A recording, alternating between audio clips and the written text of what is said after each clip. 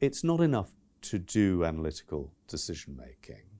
It's important that it's done well. And that should not be particularly difficult, but it does require following a series of steps. And one thing that we found is that those steps are not always followed, or sometimes people go through them rather quickly.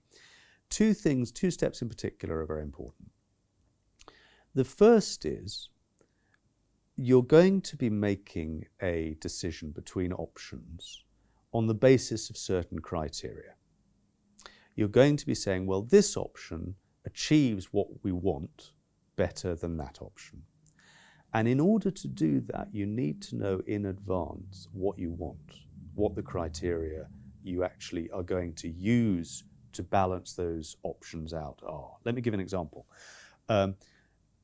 You may well find in a response that you have difficult decisions to make about the breadth and coverage of response, the number of people who are reached, and balancing that against the quality of response for each individual, the amount and the quality of the assistance and protection services they receive, balancing that against the cost effectiveness, getting the maximum for financial inputs.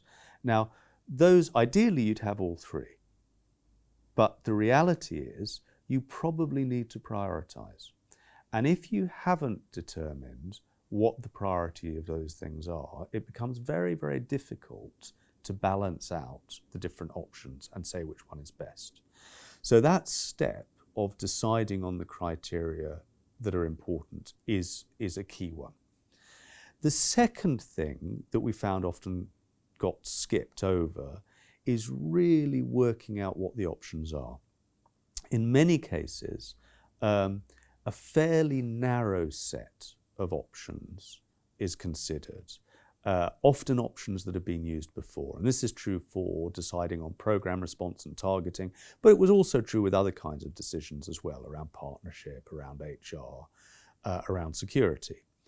And if the number of options considered is small and the choice is very narrow, and is determined by things that have been done in the past, really you're not getting the value out of that decision-making process. Because the reason it's a powerful way of making decisions is precisely because it opens up very different options and allows them to be balanced one against another.